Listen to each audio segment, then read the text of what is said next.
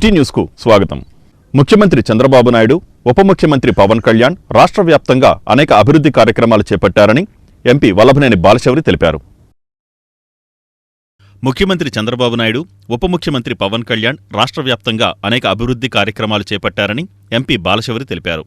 కృత్తివెన్ను మండలంలో MP Balashowry, MLA కాగిత కృష్ణప్రసాద్ పలు అభివృద్ధి కార్యక్రమాలకు శంకుస్థాపన చేశారు.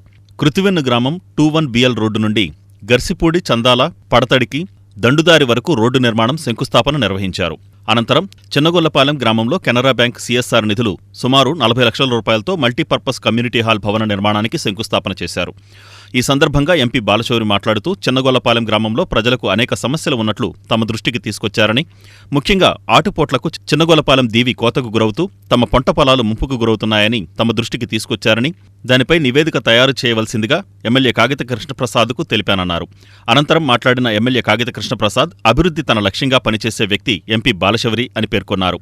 ముఖ్యమంత్రి చంద్రబాబు నాయుడు, ఉప ముఖ్యమంత్రి పవన్ కళ్యాణ్ అధికారంలోకి వచ్చిన నాటి నుండి ఇరువురు అభివృద్ధి ధ్యేయంగా పనిచేస్తూ ప్రతి గ్రామంలో సీసీ రోడ్ల నుండి రాష్ట్ర వ్యాప్తంగా అనేక గ్రామాభివృద్ధి కార్యక్రమాలు చేపట్టారని ఆయన ఈ సందర్భంగా తెలిపారు. ఈ కార్యక్రమంలో కూటమి నాయకులు, కార్యకర్తలు తదితరులు పెద్ద ఎత్తున పాల్గొన్నారు. పెడన నియోజకవర్గం కృత్తివెన్ను మండలం చిన్నగొర్లపాలెం అనేటువంటి గ్రామంలో నేను స్థానిక శాసనసభ్యులు కలిసి కేంద్ర ప్రభుత్వ సంస్థ అయినటువంటి కెనరా బ్యాంక్ వాళ్ళ యొక్క CSR ఫండ్స్ నుంచి 40 లక్షల రూపాయలతోటి చిన్నగొర్లపాలెంలో ఒక కమ్యూనిటీ హాల్కి ఈరోజు భూమి పూజ చేశాం. అయితే ఈ గ్రామం చాలా పెద్ద గ్రామం కాబట్టి దీనికి ఇంకా ఈ కమ్యూనిటీ హాల్ని నేను శాసనసభ్యుల వారు మాట్లాడుకొని ఇప్పుడు ఉన్నటువంటి దానికంటే కూడా దీన్ని ఇంకా పెద్దది కడితే బాగుంటుంది అనేటువంటి ఉద్దేశంతో దీన్ని దాదాపు ఒక 75 పొడవు, ఒక 40 వెడల్పు, అదే రకంగా ఫస్ట్ ఫ్లోర్లో కూడా కట్టే విధంగా కూడా దాన్ని మళ్ళా వాళ్ళతో, బ్యాంక్ వాళ్ళతోటి, వేరే వాళ్ళతో కూడా మాట్లాడి అదనపు ఫండ్స్ తీసుకొచ్చి కట్టేటువంటి ఈ బిల్డింగ్ని ఫుల్ ప్లెడ్జెడ్గా గ్రామ ప్రజలందరికీ కూడా ఉపయోగపడే విధంగా శుభకార్యాలు చేసుకోవాలన్నా అందరికీ ఒక ఫ్లోర్లో భోజనాలు, ఒక ఫ్లోర్లో పెళ్ళిళ్ళు చేసుకునేటువంటి విధంగా తప్పకుండా కింద ఒక ఫ్లోరు, పై ఒక ఫ్లోర్ తోటి దీన్ని నిర్మించడానికి నేను అలాగే శాసనసభ్యుల వారు కలిసి దీన్ని ప్రయత్నం చేసి కట్టిస్తాం. అదే రకంగా ఈ గ్రామంలో ఉన్నటువంటి అనేక సమస్యలు కూడా మరి ప్రజలందరూ కూడా దృష్టికి తీసుకొచ్చారు. ఇరిగేషన్ సమస్య ఉన్నాయి, అలాగే కరెంటు సమస్య ఉంది, అదే రకంగా రోడ్ల సమస్య ఉన్నాయి, అదే రకంగా అక్కడ సముద్రం కోతకు గురైపోయి ఈరోజు మరి మన పెడన నియోజకవర్గంలో వచ్చినటువంటి 150 రోజుల్లోనే మరి ఎంపీ గారు గ్రాంట్స్ తీసుకొచ్చి అభివృద్ధి కార్యక్రమాలు చేపట్టడం జరుగుతూ ఉంది. ఎందుకంటే మనం గతంలో కూడా చూసాం, ఎంపీ గారు అభివృద్ధి లక్ష్యంగా పనిచేసేటువంటి వ్యక్తి మన ఎంపీ గౌరవనీయులు పెద్దలు బాలశౌరి గారు. మరి అదే తరహాలో ఈ రోజున పడతడిక నుంచి గరిసిపూడి వరకు ఉన్నటువంటి రోడ్డు ఏదైతే ఉందో దానికి సంబంధించి 4 కోట్ల రూపాయల గ్రాంట్ PMGSY తీసుకొచ్చి ఈ రోజున శంకుస్థాపన చేయడం జరిగింది. అదేవిధంగా ఇక్కడ CSR ఫండ్స్ తీసుకొచ్చి చిన్నగొల్లపాలెంలో కెనరా బ్యాంక్ వారి యొక్క సహకారంతో ఈ రోజున ఇక్కడ మరి కమ్యూనిటీ హాల్ కూడా శాంక్షన్ చేయడం జరిగింది. వారికి పెడన నియోజకవర్గం తరపు నుంచి, ప్రజలందరి తరపు నుంచి కూడా ఎంపీ గారికి కృతజ్ఞత తెలియజేసుకుంటా ఉన్నాం. చాలా థ్యాంక్స్. ఎందుకంటే మరి వచ్చినటువంటి వెంటనే ఇంత పెద్దగా పెద్ద నిధులు తీసుకొచ్చి ఈ రోజున నియోజకవర్గాన్ని అభివృద్ధి బాటలో తీసుకెళ్తా ఉన్నారు. తప్పకుండా రానున్నటువంటి రోజుల్లో కూడా అభివృద్ధి సంక్షేమ కార్యక్రమాలన్నింటినీ కూడా ప్రజల్లోకి తీసుకెళ్తాం. అర్హులైనటువంటి ప్రతి ఒక్కరికి కూడా అందేలా కూడా చేస్తామని చెప్పి అందరికీ తెలియజేస్తాను. గౌరవనీయులు నారా చంద్రబాబు నాయుడు గారు, ముఖ్యమంత్రి గారు కూడా ఈ రోజున మరి పవన్ కళ్యాణ్ గారు ఇద్దరూ కలిసి ఈ రోజున 25 కోట్ల రూపాయలు మరి NRGS నిధులు కూడా ఇచ్చి రోజున అన్ని గ్రామాల్లో కూడా ఏవైతే ఉన్నాయి. కార్తీక మాసాన్ని పురస్కరించుకొని రామలింగేశ్వర స్వామి దేవస్థానంలో కోటి దీపార్చన నిర్వహించారు. కార్తీక మాసాన్ని పురస్కరించుకొని రామలింగేశ్వర స్వామి ఆలయంలో కోటి దీపార్చన నిర్వహించారు. భక్తులు అధిక సంఖ్యలో పాల్గొని దీపాలు వెలిగించారు. ఈ కార్యక్రమాన్ని దేవాదాయ శాఖ సహాయ కమిషనర్ నొత్తకి వెంకట సాంబశివరావు, ఆలయ కార్యనిర్వహణాధికారి సుబ్బారెడ్డి పర్యవేక్షించగా మేయర్ చిటికిన వెంకటేశ్వరమ్మ, టీడీపీ నాయకుడు గొర్రపాటి గోపీచంద్, ఆలయ మాజీ చైర్మన్ దేశు సుబ్రహ్మణ్యం పాల్గొన్నారు.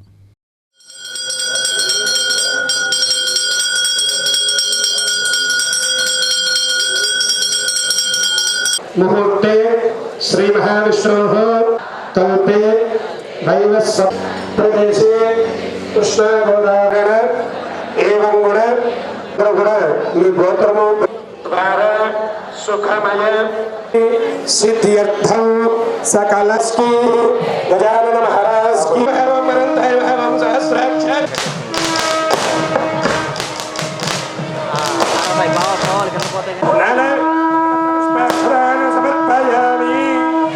కండువా ఏదైనా ఉంటే ముందర వైపు వేసేసుకోండి, ఒకవైపు వేసుకుని మనసు వదలద్దు. చీర కొంగులు చున్నీలు ఖచ్చితంగా ఒకసారి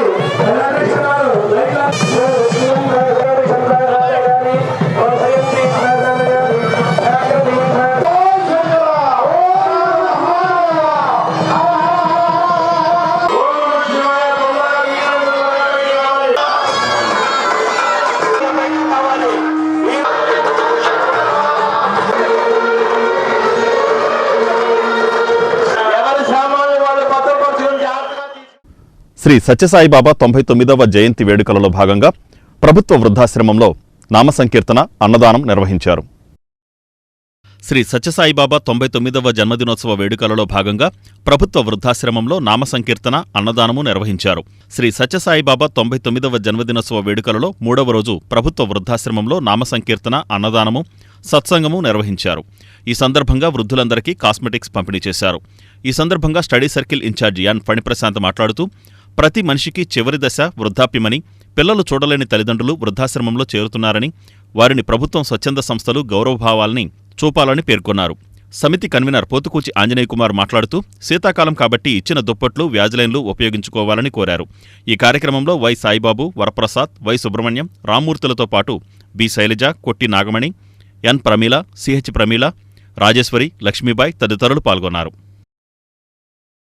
జగన్నాథపురం శ్రీరామ మందిరంలో 9వ వసంతోత్సవం ఘనంగా నిర్వహించారు. జగన్నాథపురం శ్రీరామ మందిరంలో 9వ వసంతోత్సవం ఘనంగా నిర్వహించారు. జగన్నాథపురం శ్రీరామ మందిరంలో విష్ణుభట్ల సూర్యనారాయణ శర్మ బ్రహ్మత్వమున అంగరంగ వైభవంగా జరిగిన 9వ వసంతోత్సవం, తులసి పూజ, శ్రీ సీతారామ కళ్యాణం కార్యక్రమం కన్నుల పండుగగా జరిపారు. ఈ కార్యక్రమంలో భక్తులు పెద్ద సంఖ్యలో పాల్గొన్నారు.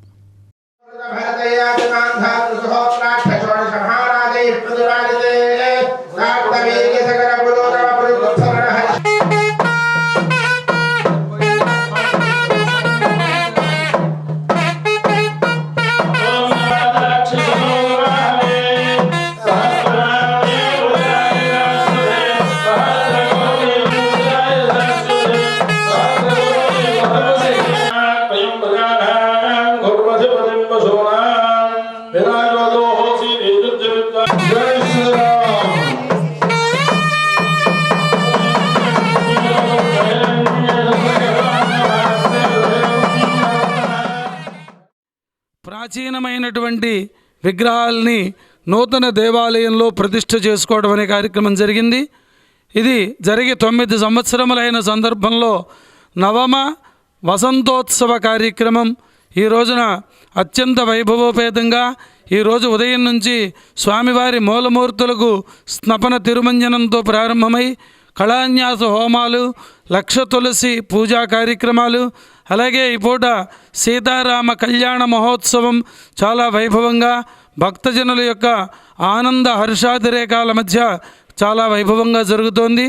ప్రతి దేవాలయంలో కూడా ఈ వార్షిక వసంతోత్సవం అనేది ప్రతిష్ఠ జరిగినటువంటి రోజున పూర్వం మన దేవాలయాల్లో బ్రహ్మోత్సవాలు, ధ్వజస్తంభము, శిఖరము ఉన్నటువంటి దేవాలయం. పైడమ్మ జాతర మహోత్సవాలు దగ్గర పడడంతో పెడన పట్టణంలో అప్పుడే సందడి వాతావరణం నెలకొంది. పైడమ్మ జాతర మహోత్సవాలు దగ్గర పడడంతో పెడన పట్టణంలో అప్పుడే సందడి వాతావరణం నెలకొంది. 11 రోజుల పాటు గ్రామదేవత పైడమ్మ జాతర మహోత్సవాలు డిసెంబర్ 14 నుండి 24వ తేదీ వరకు జరగనున్నాయి. అయితే 5వ రోజు మరియు 7, 8, 9, 10, 11 రోజులు అమ్మవారికి అత్యంత ప్రీతిపాత్రమైన రోజులు. ఈ రోజుల్లో జిల్లా, రాష్ట్ర నలుమూలల నుండి భక్తులు పెద్ద సంఖ్యలో తరలివచ్చి మొక్కుబడులు తీర్చుకుంటారు. భక్తులు మొక్కుబడులు తీర్చుకునే ఈ ఉత్సవాల్లో సిడిబొమ్మలు ఆకర్షణీయంగా నిలుస్తాయి. ప్రపంచ యాంటీబయాటిక్ రెసిస్టెన్స్ ఉత్సవాలలో భాగంగా మెడికల్ కాలేజీలో అవగాహన సదస్సు నిర్వహించారు. ప్రపంచ యాంటీబయాటిక్ రెసిస్టెన్స్ ఉత్సవాలలో భాగంగా మెడికల్ కాలేజీలో అవగాహన కార్యక్రమం నిర్వహించారు. ఈ సందర్భంగా వక్తలు మాట్లాడుతూ, ప్రపంచవ్యాప్తంగా యాంటీబయాటిక్స్పై బాక్టీరియా నిరోధకత పెరుగుతున్న ప్రమాదాన్ని గుర్తించడానికి మరియు దానిని ఎదుర్కోవడానికి ఒక అవకాశంగా పేర్కొన్నారు. యాంటీబయాటిక్స్ బ్యాక్టీరియా వల్ల వచ్చే ఇన్ఫెక్షన్లను చంపడానికి లేదా వాటిని పెరగకుండా నిరోధించడానికి ఉపయోగించే ఔషధాలు. దుర్వినియోగం చేయకూడదని, వైద్య సలహా లేకుండా యాంటీబయాటిక్స్ తీసుకోకూడదని అన్నారు. పశువులలో యాంటీబయాటిక్స్ రెసిస్టెన్స్ వల్ల ఆహారం ద్వారా మనుషులకు వ్యాధులు వ్యాపించే ప్రమాదం ఉంటుందని వారు ఆందోళన వ్యక్తం చేశారు. డాక్టర్ సలహా మేరకే యాంటీబయాటిక్స్ తీసుకోవడం మంచిదన్నారు. యాంటీబయాటిక్ రెసిస్టెన్సీ ఒక ప్రపంచ సమస్య అని, దీనిని ఎదుర్కోవడానికి ప్రతి ఒక్కరి సహకారం అవసరమన్నారు. ఈ కార్యక్రమంలో deputy superintendent A. Srinivas, RMO B. Niranjan, ప్రొఫెసర్లు A. Durgarani, Manjula, K. Anjani Kumar, medical college విద్యార్థులు పాల్గొన్నారు. ఈరోజు ఇక్కడ మనం అందరం గ్యాదర్ అయింది దేనికోసమంటే world antimicrobial resistance awareness week. ఇది ప్రతి సంవత్సరం నవంబర్ 18 నుంచి 24వ తారీఖు వరకు జరుపుకుంటాం. ఈ అవేర్నెస్ ప్రోగ్రామ్ యొక్క ముఖ్య ఉద్దేశం ఏంటంటే యాంటీబయాటిక్స్ రెసిస్టెన్స్ అనేది చాలా ఎక్కువగా డెవలప్ అయిపోతుంది. సో దాన్ని ఏ విధంగా మనం తగ్గించాలి అనే దానికి ప్రజల్లో అవగాహన కల్పించడం అన్నమాట. సో ఇక్కడ యాంటీబయాటిక్ రెసిస్టెన్స్ ఎందువలన అంటే ఫస్ట్ ఇంపార్టెంట్ కాజ్ ఏంటంటే over use and misuse of antibiotics. మన ఇండియా లాంటి కంట్రీలో ఓవర్ ది కౌంటర్ అంటే ఎవరు పడితే, ఇంతకుముందు అందరూ చెప్పినట్లుగానే ఎవరు ఏది కావాలన్నా సింపుల్గా మెడికల్ షాప్కి వెళ్ళి కొనేసుకోగలిగే పరిస్థితి ఇండియాలో ఉంది.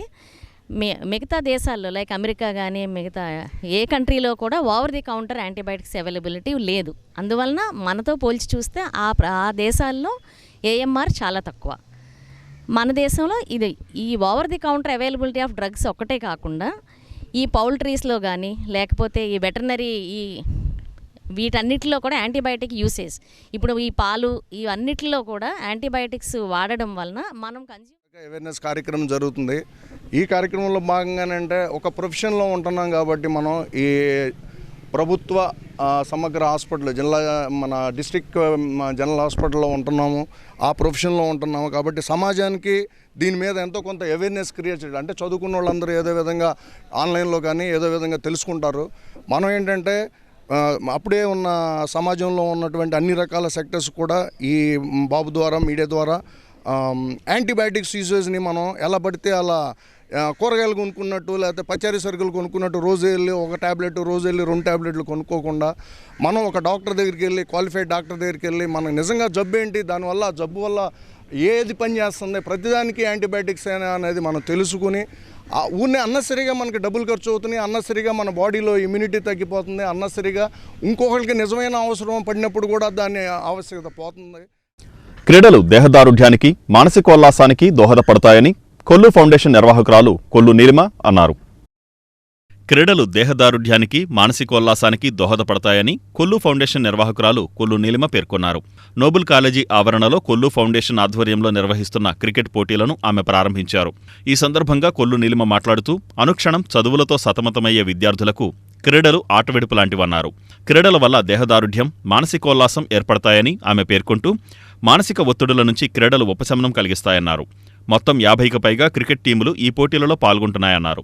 టీడీపీ సీనియర్ నాయకుడు గొర్రెపాటి గోపీచంద్ తదితరులు ఈ కార్యక్రమంలో పాల్గొన్నారు. ఈరోజు సోషల్ మీడియాకి అడిక్ట్ అయిపోతున్నారండి యూత్ అందరూ కూడా. దాని నుంచి బయటకి రావాలి అంటే ఇదివరకు మనకి ఎక్కువ స్పోర్ట్స్ గేమ్స్ వాటిలో పిల్లలు ఎక్కువ ఉండేవాళ్ళు. దాని ద్వారా ఏంటంటే వాళ్ళకి స్పోర్టివ్నెస్ అనేది వస్తుంది, అలాగే ఫిజికల్ ఫిట్నెస్ కూడా ఉంటుంది. దానిని గుర్తించి 2016 నుంచి కొల్లు ఫౌండేషన్ స్టార్ట్ చేసిన కాడి నుంచి మేము స్పోర్ట్స్ పరంగా అలాగే యువ కెరటాలని, పిల్లలకి ఎస్ఏ రైటింగ్స్ అని పిల్లల్ని దృష్టిలో ఉంచుకుని వాళ్ళు ఇంటర్నేషనల్ లెవెల్లో స్పోర్ట్స్ ఆడతామంటే కూడా వాళ్ళకి ఫైనాన్షియల్గా కూడా హెల్ప్ చేయడం జరుగుతుందండి. ఈసారి ఏంటంటే మన మచిలీపట్నం నుంచి మన పిల్లలు స్పోర్ట్స్ ఆడటానికి, ఇంటర్నేషనల్ లెవెల్లో స్పోర్ట్స్ ఆడటానికి హెల్ప్ చేద్దాము అంటే వాళ్ళకి ఫైనాన్షియల్గానే కాదు, వాళ్ళకి ఇక్కడ ట్రైనింగ్ ఇస్తాం కానీ ఫిజికల్ ఫిట్నెస్ అన్నీ కూడా ఇక్కడ మన బందర్ నుంచి వాళ్ళకి ఇవ్వాలని అనుకుంటున్నాము. అలాగే ఈరోజు క్రికెట్ టోర్నమెంట్స్ జరుగుతుంది. 52 టీమ్స్ వచ్చినాయండి. ముందుగా వాళ్ళందరికీ కూడా ఆల్ ది బెస్ట్ చెప్తున్నాను. కొల్లు ఫౌండేషన్ మరిన్ని కార్యక్రమాలు పిల్లల్ని దృష్టిలో ఉంచుకుని చేస్తుందని కోరుకుంటూ మచిలీపట్నంలో తిరిగి మళ్ళీ యువశకం ప్రారంభమైంది. కొల్లు రవీంద్ర గారు మంత్రిగా ప్రమాణ స్వీకారం చేసిన తర్వాత, శాసనసభ్యుడిగా ఎన్నికైన తర్వాత, మంత్రిగా ప్రమాణ స్వీకారం చేసిన తర్వాత యువతలో ఉత్సాహం నింపటానికి కావలసిన కార్యక్రమాలు, మరి ఏదైతే క్రికెట్ టోర్నమెంట్స్ నిర్వహించటం, అదేవిధంగా జనవరిలో యువ కెరాటాలు తిరిగి ప్రారంభించడం ఆలోచనలు పెట్టుకున్నారు. గత 5 సంవత్సరాల కాలంలో యువత మరి దాదాపు అన్ని చోట్ల కూడా నిర్వీర్యమైపోయి చదువుకున్న యువకులు ఉద్యోగాలు లేక ఏం చేయాలో తోచక వివిధ రకాలైనటువంటి మార్గాల్లో రాంగ్ ట్రాక్లోకి వెళ్ళిపోయింది. వాళ్ళందరినీ తీసుకొచ్చి రైట్ ట్రాక్లో పెట్టి కేవలం ఆటలతో సరిపుచ్చుకునే ఆలోచన లేదు ఆయనకి.